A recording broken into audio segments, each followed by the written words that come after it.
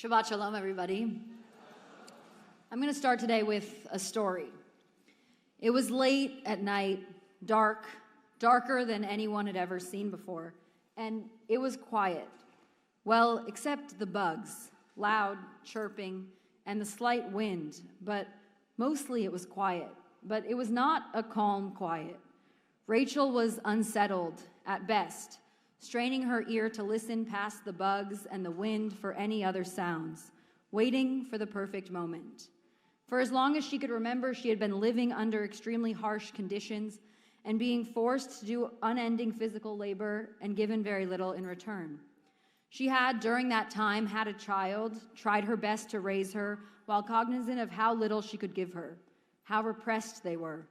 And then finally, in this dark, quiet night, Rachel had heard that the time had come, that she could maybe leave, her and her daughter. Someone relayed that after many false starts, this time was going to be different.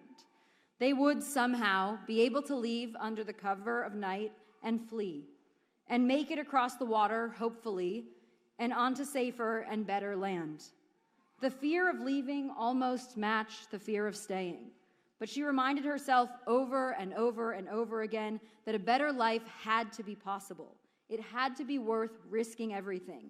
The escape, the dark nights in the faceless, formless desert, the dark, cold water, escaping the guards, the patrol, the careful watchers. She was ready as she could ever be.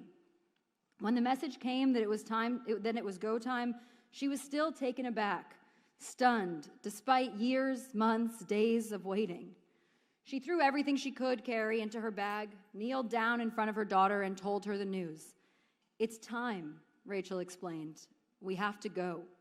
They had prepared this escape so many times, but had never gotten to this moment, the real moment of escape. Her daughter, small, afraid, seemed calmer than Rachel. She just nodded.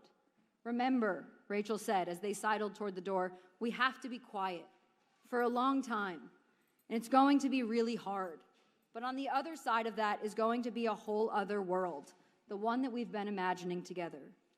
And then silently they went out into the night, meeting up with some other pairs and groups as they made their way quickly out of everything they knew. They walked for so long they couldn't even remember how long they had walked, and then on cue they started to run. Feeling that their freedom was getting even closer, they were farther away from their horror than they had ever dreamed they could be. Faster, faster, faster, and then the water. They had been prepared for this, what they knew would be the hardest part of their journey, the most uncertain. There it was, laid out before them as far as the eye could see. The only choice they had was to try to cross it, that or go back to everything that they had finally, once and for all, escaped. Just as they found themselves on the edge of this expanse, this patchwork group of people who had all silently joined together on their journeys, they started to hear something behind them. It had been silent for so long, and then suddenly rustling, murmurs, voices. They had to run. Now. This was the last possible moment they could attempt the freedom that had for so long eluded them. 1, 2, 3, they jumped in. And by some combination of grit and strength and miracles, they made it. They made it to the other side. They made it to freedom. They made it to a better life. Rachel and her daughter and every other person they had amassed on their path toward that redemption. This story of persecution, fear, constant surveillance, oppression, this story of eventual silent escape finally toward a freedom that seems maybe impossible, this story of the nearly insurmountable journey to get there, this is a story of asylum. This is a story of migration. And this one, the one I just told, is ours. It's the story that we're about to tell and retell around our Seder tables in 10 days. It is the story of the exodus of the Israelites from Egypt, the seminal story of our people who were slaves in Egypt for generations and then deceived by many almost escapes before Pharaoh would change his mind or the circumstances would change or the rules would change. And then finally, one dark, quiet night, the final real escape. The moment itself was so fast that no one had time to think before they set out into a future that was completely unknown, but within it held all of the hope and dreaming and imagining that a whole people could hold. The story I just told is ours, and it is also universal. It is a story that has played out and continues to play out all over the globe. Our peoplehood was born out of this exodus. Our peoplehood was forged in escape and hope and belief in a better future, in seeking a life we could not even envision because the only one we knew was so uninhabitable. At our core, we are people who know the experience of being marginalized, ostracized, persecuted. We are a people who know, as the Torah always reminds us, that we were strangers in the land of Egypt. And as such, we know how we treat the stranger matters. How we engage with the other matters. How we welcome asylum seekers matters. And in this moment in our country, we find ourselves appallingly at yet another crossroads. We are poised yet again in this country to effectively close our borders to asylum seekers, to make it all but impossible for people to gain access to this country, to seek a better life for themselves and their families, to leave everything they have ever known and risk their lives for something they believe might be possible, a dream we as a people know so well. A few weeks ago, the Biden administration announced a new series of policies that would result in many ways in an asylum ban, a choice that many of our partners, like HIAS, who work with refugees, are working actively against every day. These new policies would work to make most people ineligible for asylum. In order to qualify, people would have to satisfy one of two criteria. One, they would have to have sought and been denied asylum in another country through which they traveled to get to the U.S., meaning it would be impossible for anyone to go through a third country to get here. And two, they would have to appear at a port of entry at a time and place that they scheduled ahead of time through the Department of Homeland Security's phone app, CBP One, an app that has already been shown to be unreliable at best and not capable of withstanding any percentage of the demand for it. The new parameters also then are limited to people who have a smartphone, Wi-Fi, and consistent access to electricity. 2 days ago even, President Biden and Prime Minister Trudeau announced that they had reached a new agreement to turn away more asylum seekers at the borders in both Canada and the United States. This is where we find ourselves, on the precipice of reenacting policies of the former administration and of many before that, of denying the legal rights of people to seek asylum, to fight for a better life for themselves and for their families. In a moment in our country when we are starting to see other rights that have been previously given now taken away, we should be concerned. We should be outraged. This is not who we are, and this is not who we are called to be as Jews and as Americans. We are about to tell the story of our people's slavery and then our freedom, pressed against the backdrop of the impending minimization of rights of people trying to do the same. We believe deeply that every person is created in God's image. We preach it and we live it and we try to teach it, but what happens when we fall short? What happens when we see that our values are not being lived out fully by us or by our government officials? What do we do to repair? What do we do to move forward? What do we do when we've lost our way? The first answer that might seem obvious is tshuva, repentance, return, repair. We need to right ourselves again, find our way back, seek forgiveness, but our tradition also has another answer. This week, we just entered the book of Leviticus, known by many as the least interesting book of the Torah. I won't concede that, but it certainly has fewer riveting stories than the ones that we've gotten in Genesis and Exodus. In this book, in Vayikra, suddenly, in the middle of our Exodus story, we start to get more laws, systems, structures. We start to learn what it means to operate as imperfect people in the world. We get a system of korbanot, of offerings, sacrificial offerings, to be specific. This kind of system, of course, feels pretty inaccessible to many of us. Our Judaism so removed from a system of sacrifices, but it has some wisdom for us nonetheless. In this system, there are all different kinds of offerings: peace offerings, well-being offerings, thanksgiving offerings, and of course, sin offerings. And these sin offerings are split into two categories: b'shogeg, accidental, and b'mezid, intentional. And this distinction is a critical one. Sometimes you inadvertently trespass something that has been commanded, and sometimes you know exactly what you're doing. And intent in this system matters.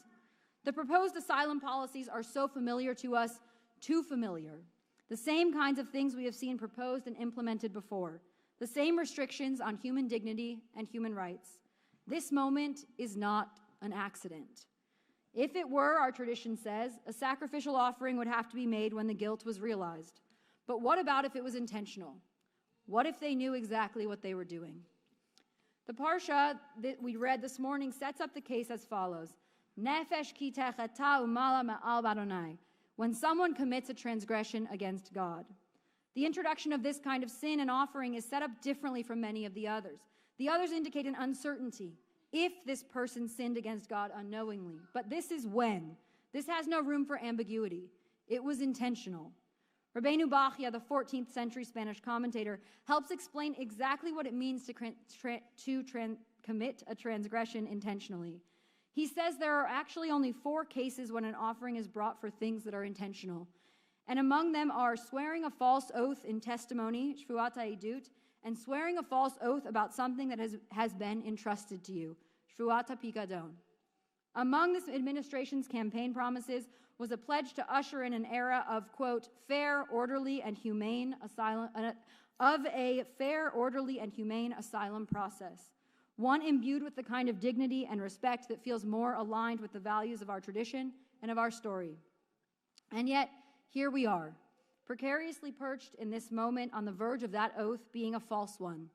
Having taken a false oath about something that has been entrusted to the administration, the lives of human beings, created in the image of God. So, what do we do? Aside from recognizing that the kind of offering we bring needs to be different for this kind of offense, an intentional offense.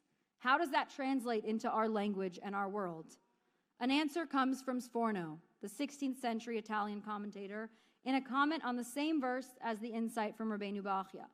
Sforno says the following, She'ein hakorban mechaper ela im ken fayes et hanezek kodem hava'at hakorban.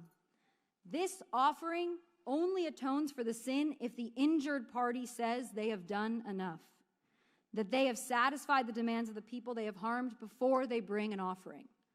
Bringing a sin offering is not enough. Recognizing the impact is not enough. Something has to change. What would be enough? How can this be repaired? In a couple weeks, when we sit around the Seder table and tell the story of our Exodus and redemption, we will also sing the Seder classic, Dayenu. We will list all of the steps that we took toward our freedom, and at every step we will say, that would have been enough. Dayenu. If we had only gotten to the sea, but it had not split and we had not crossed safely, it would have been enough.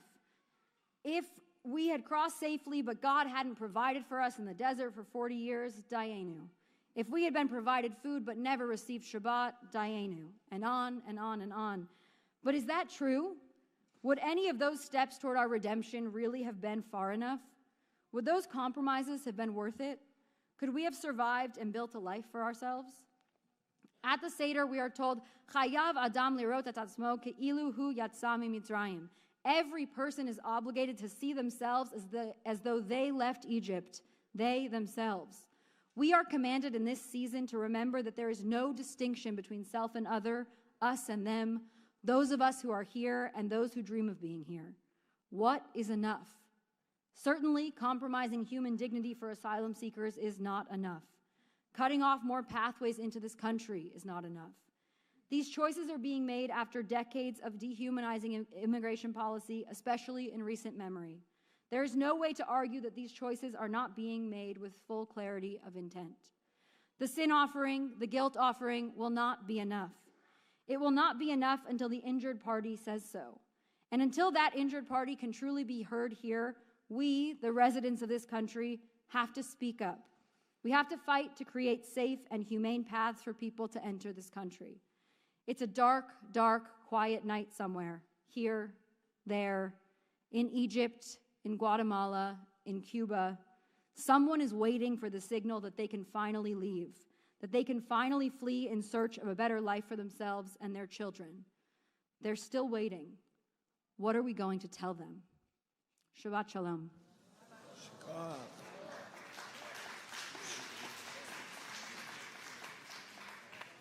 Please rise. We will conclude with Musaf on page 184.